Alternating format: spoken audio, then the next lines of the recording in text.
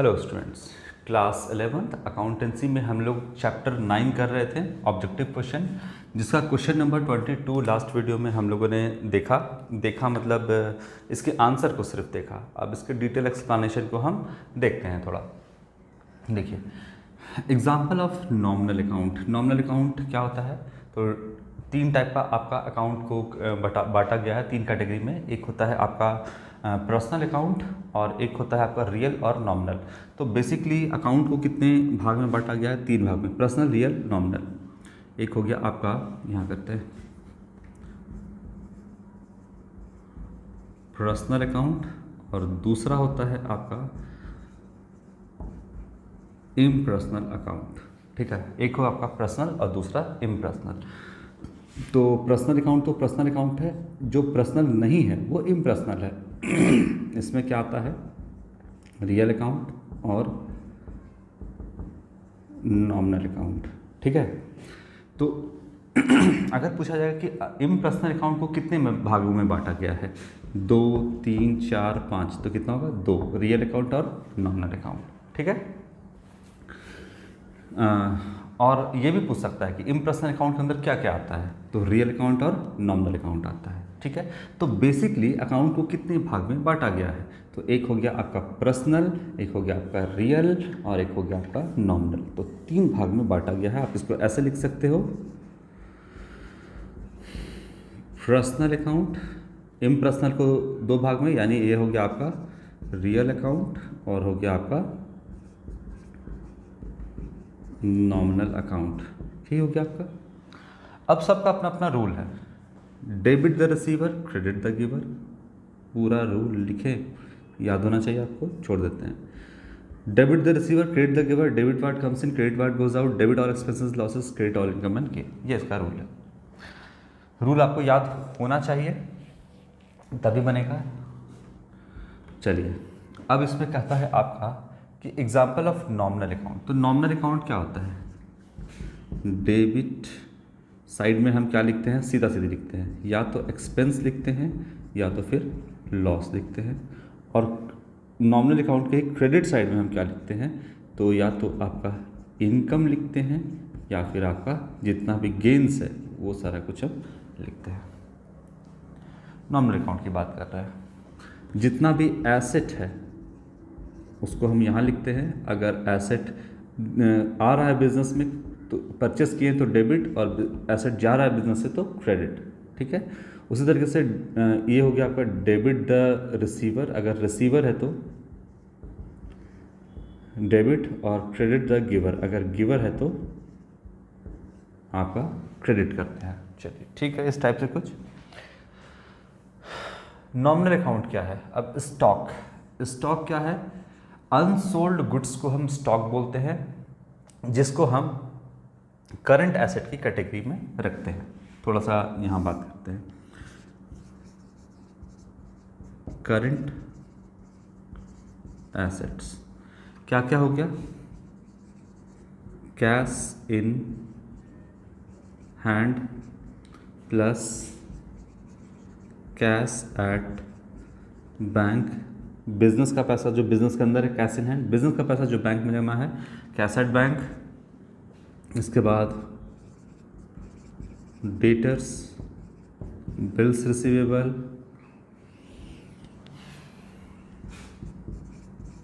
Stock, prepaid expense, चाहे prepaid salary हो, prepaid rent हो, कुछ भी हो, प्रीपेड एक्सपेंस, या फिर बोलिए मार्केटेबल सिक्योरिटीज़, है ना। ये सब कुछ आपका आ जाएगा करंट एसेट के अंदर। इसमें से अगर आप हटा दीजिएगा स्टॉक को और प्रीपेड एक्सपेंस को, तो बाकी सारा आपका लिक्विड एसेट या क्विक एसेट भी कहलाता है। ठीक है, ये हो गया करंट एसेट। तो आपका नॉमिनल अकाउंट के अंदर तो नहीं आया। स्टॉक किसके अंदर आता है? तो ये सब कुछ जितना भी एसेट है वो रियल अकाउंट के अंदर आता है। ठीक है ना, जितना भी फिक्स एसेट वगैरह है सब कुछ।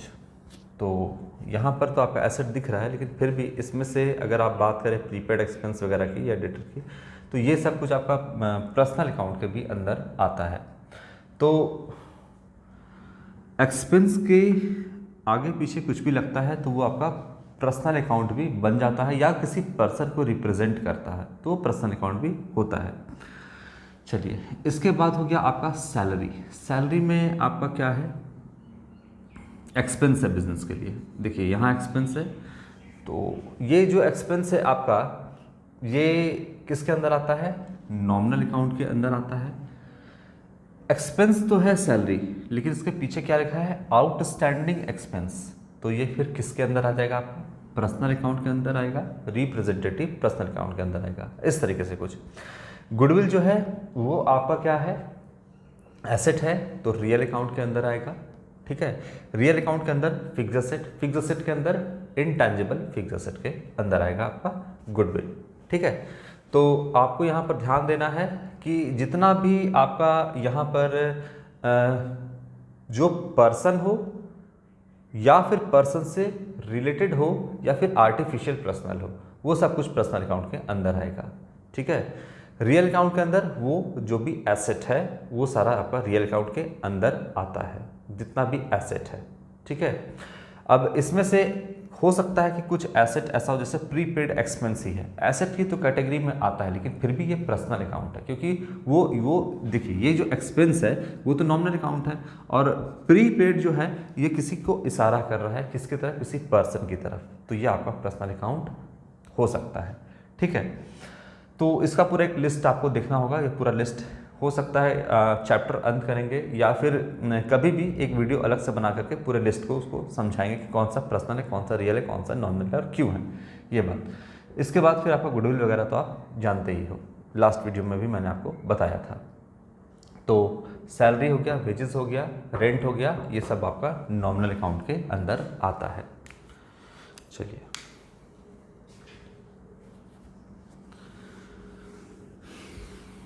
इसके बाद क्या है आपका 22 के बाद 23 number.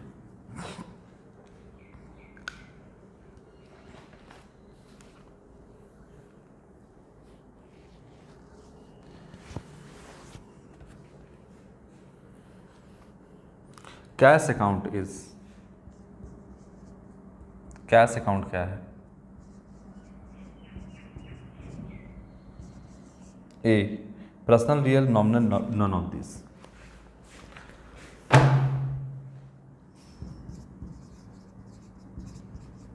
Personal account,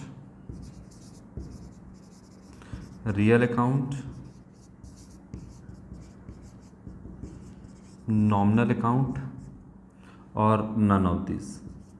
none of this तो होगा नहीं, क्योंकि पर्सनल, रियल, नॉमिनल अगर अकाउंट है तो किसी एक कैटेगरी में आना ही है उसको। पर्सनल, रियल और नॉन ऑफ दिस बोलता है, इसमें से कोई भी नहीं। बोलिए, कैश क्या होता है, कैश आपका एसेट है, और अगर एसेट है तो किसके अंदर आएगा बताइए जी, ये आएगा आपका रियल अकाउंट के अंदर। कैश क्या पर्सन है क्या, कैश या पर्सन से रिलेटेड है, या फिर कोई आर्टिफिशियल पर्सनल दिख रहा है क्या, आपका कोई फाइनेंशियल इंस्टीट्यूशन है क्या, तो नहीं, ये तो आप कोई पर्सन नहीं है या पर्सन से रिलेटेड भी नहीं है ना कैश, तो ये आपका पर्सनल अकाउंट नहीं होगा। कैश क्या कोई आपका एक्सपेंस है, सैलरी वेजेस है क्या, कोई इनकम है क्या, नहीं। इनकम के तौर पे कैश आता है आपका बिजनेस के में, लेकिन अगर हम अकाउंट की बात कर रहे हैं कैश की, तो ये आपका नॉमिनल अकाउंट, कोई एक्सपेंस लॉस भी आपका ये नहीं है या इनकम गेन भी नहीं है। तो क्या है ये, अगर कैश की बात करें तो ये एसेट है, एसेट है तो किस में आएगा, रियल अकाउंट के अंदर आएगा, है ना। अब बोलिए कि पर्सनल अकाउंट नॉमिनल अकाउंट भी हो सकता है, हम पैसा देते तो है ना, खर्च करते तो खर्च करने का यहाँ पर बात नहीं करें, खर्च कर दिए तो एक्सपेंस कर दिए। और जाहिर सी बात है कि अगर आप बिजनेस कर रहे हैं तो अगर आप नॉमिनल अकाउंट में कुछ एक्सपेंस भी कर रहे हैं तो पैसे के तौर पे ही एक्सपेंस कर रहे हैं, कैश के तौर पे एक्सपेंस कर रहे हैं, कोई लॉस भी हो रहा है तो कैश के तौर पे ही लॉस हो रहा है ना। अगर बात करें कोई इनकम या गेन हो रहा है तो कैश के तौर पे ही हो रहा है, तो पैसा आ जा रहा है बिजनेस में, लेकिन एक्चुअली में कैश है क्या। अगर बिजनेस के अंदर 20,000 या 25,000 या 50,000 या 1 लाख या 5 लाख का कैश पड़ा है तो वो क्या है, वो बिजनेस के लिए एसेट होता है ना, क्योंकि आपका जो है जितना भी एसेट है वो रियल अकाउंट के अंदर आता है। कन्फ्यूज़न क्रिएट नहीं करना है और कंफ्यूज आपको होना भी नहीं है। कैश के तौर पे ही सारा बिजनेस होता है, मनी मेजरमेंट कंसेप्ट ही कहता है, लेकिन जो बिजनेस कैश जो बिजनेस में पड़ा हुआ है वो क्या है, तो वो आपका रियल अकाउंट है, एसेट है। 23 के बाद 24,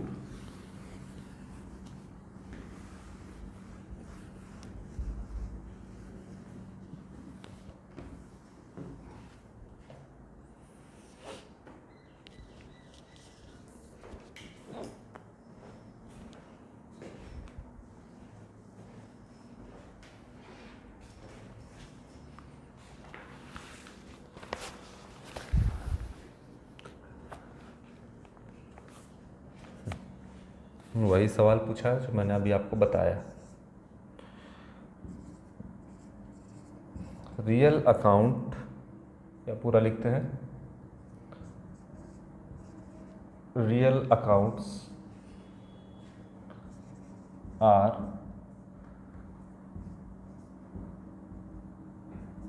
रिलेटेड, किससे रिलेटेड है? A, losses and gain, B,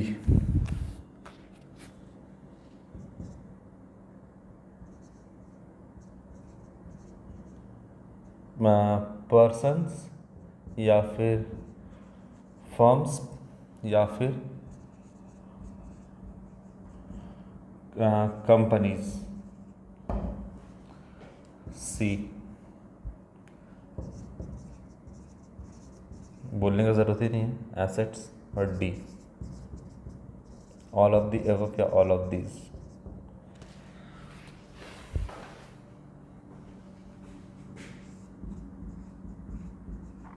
ये किससे रिलेटेड है? नॉमिनल अकाउंट से। ये पर्सनल अकाउंट से, और ये जितना भी एसेट है वो रियल अकाउंट, जितना भी आपका पर्सन है या फर्म, पार्टनरशिप फर्म, या जितने भी कंपनीज हैं, इंस्टीट्यूशन हैं, वो सब कुछ आपका पर्सनल अकाउंट के अंदर आता है। इसीलिए तो पर्सनल अकाउंट को 3 भाग में बांटे हैं, एक पर्सनल, नेचुरल, आर्टिफिशियल और रिप्रेजेंटेटिव। और लॉस और गेन है या इनकम है या फिर एक्सपेंस है, जितना भी है आपका, ये सब कुछ आपका नॉमिनल अकाउंट के अंदर आता है। तो ऑप्शन सी इसका करेक्ट ऑप्शन होगा, एसेट। रियल अकाउंट रिलेटेड किससे है? एसेट से। Question number 25, goodwill account is. अब देखिए जितना बता दिए हैं उसी के अंदर से क्वेश्चन पूछेगा। Goodwill account is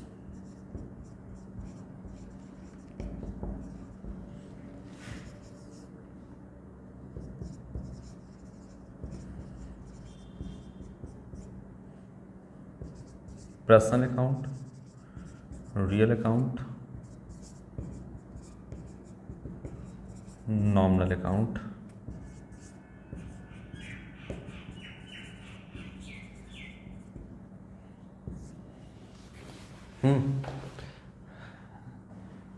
real account के अंदर आएगा। एसेट को 2 भाग में बांटे हैं, fix asset, current asset. Fix asset को 2 भाग में बांटे हैं, इनटैंजिबल फिक्स एसेट और या फिर लिखिए टैंजिबल फिक्स एसेट, इधर लिखते हैं इसको, टैंजिबल और इनटैंजिबल फिक्स एसेट। इसी के अंदर आपका आता है goodwill, patent, copyright, trademark, computer software, ये सब कुछ आता है। तो जो गुडविल है वो कैसा अकाउंट है? तो आपका वो चूंकि एसेट है तो रियल अकाउंट है, और एसेट में भी इनटैंजिबल फिक्स एसेट है या इनटैंजिबल रियल अकाउंट है। तो आपका बी हो जो है वो करेक्ट होगा। देखिए इसको तब तक। क्वेश्चन नंबर 25,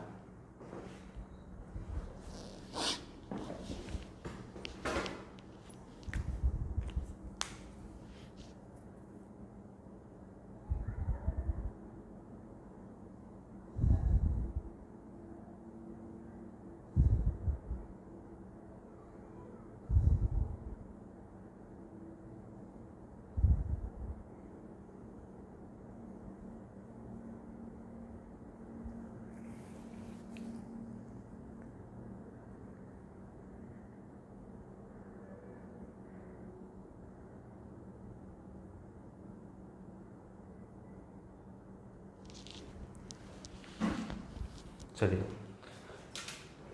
इसके बाद क्वेश्चन नंबर 26।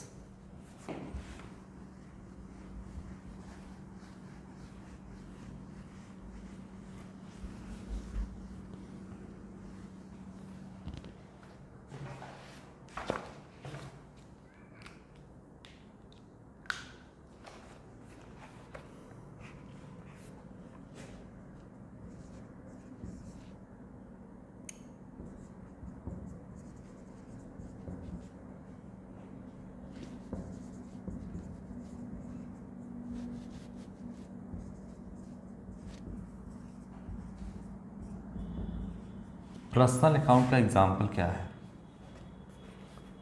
ए, sales account,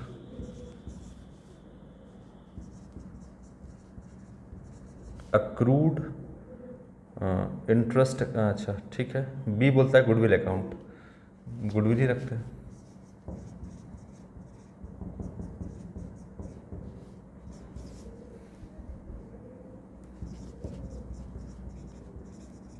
accrued interest account, और डी है आपका गुडविल अकाउंट। गुडविल अकाउंट 2 बार दे दिया है, कोई बात नहीं, तो इसको हम कर देते हैं नन ऑफ दिस, है ना। 2 बार गुडविल अकाउंट ऑप्शन में दे दिया है, तो एक को हम हटा के नन ऑफ दिस करते हैं। बताइए, तो इस पर कहता है एग्जाम्पल ऑफ पर्सनल अकाउंट। कोई है आपको दिख रहा है इसमें कोई पर्सनल अकाउंट? दिख तो रहा है। देखिए, सेल्स, जब हम आपका जर्नल एंट्री बना रहे थे तो सेल्स को रियल अकाउंट मानते हुए जो है हम यहाँ पर सारी एंट्री कर रहे थे, लेकिन सेल्स एक्चुअली में जो परचेज है या सेल है वो नॉमिनल अकाउंट से रिलेटेड है, तो वो पर्सनल अकाउंट आपका है नहीं, ये तो नहीं है।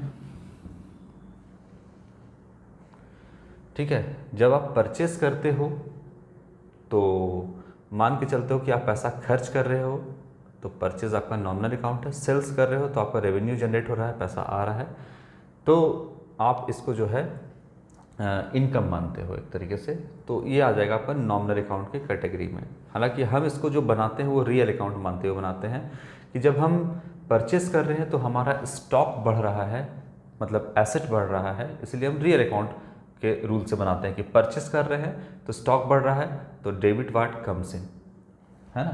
तो हम इसको जो परचेज है उसको रियल अकाउंट मानते हुए बनाते हैं, और जो सेल है उसको भी क्रेडिट वार्ड गोज आउट, मतलब स्टॉक आपका जब सेल करते हो तो स्टॉक आपका घटता है, तो उसी को हम रियल अकाउंट मानते हुए बना रहे हैं, लेकिन ये नॉमिनल अकाउंट की कैटेगरी में आता है। इसके बाद गुडविल जो है आपका एसेट है, तो रियल अकाउंट की कैटेगरी में आता है। ठीक है, रियल अकाउंट अभी पूरा डिटेल में बता भी चुके हैं। इसके बाद अभी इसको हटाइए, अक्रूड को हटा दीजिए, सिर्फ इंटरेस्ट अकाउंट की बात करते हैं, अक्रूड को छोड़ दीजिए, तो किसके अंदर आएगा? अक्रूड इंटरेस्ट अकाउंट नहीं, सिर्फ अभी बोलिए इंटरेस्ट अकाउंट, है ना, ये आएगा आपका नॉमिनल अकाउंट के अंदर। इंटरेस्ट अकाउंट किसके अंदर आएगा? आपका नॉमिनल अकाउंट। अब इंटरेस्ट चाहे मिल रहा हो चाहे आप दे रहे हो, दोनों नॉमिनल। अगर ले रहे हैं तो इनकम, दे रहे हैं तो एक्सपेंस। अब यहाँ पर क्या है? अक्रूड इंटरेस्ट है। अक्रूड का मतलब वैसा इंटरेस्ट जो आपने कमा लिया हो लेकिन अभी तक आपको मिला नहीं है। ठीक है,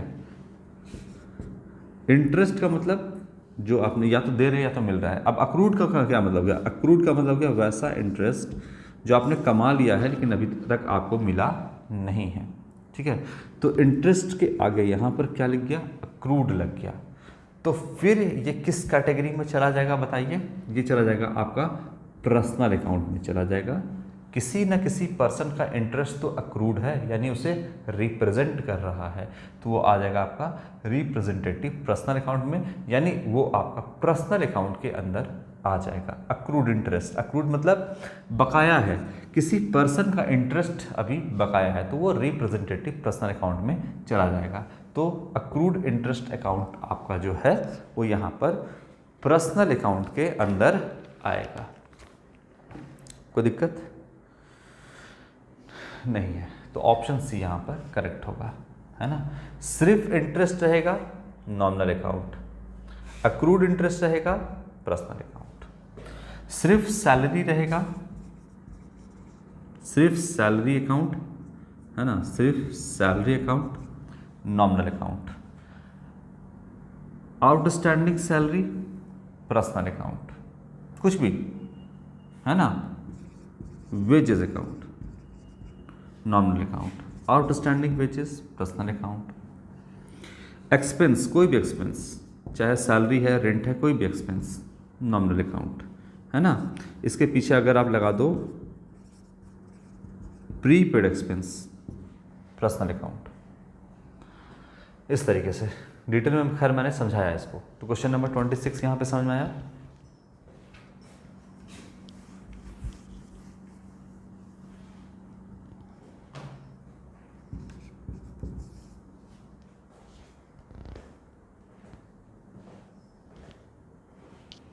ट्वेंटी 27 नंबर क्या कहता है?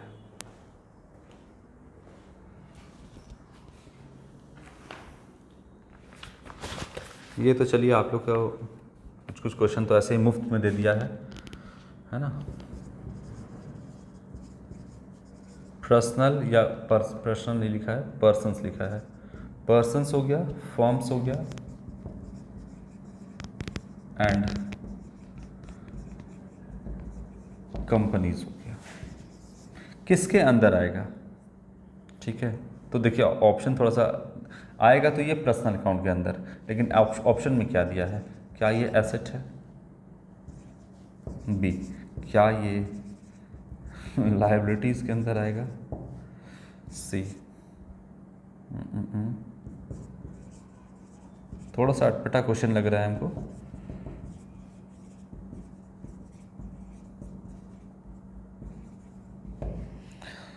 कंपनीज और D, all of this, all of the above या ऑल ऑफ दिस। तो बोलता है पर्सन, फर्म और कंपनी क्या है?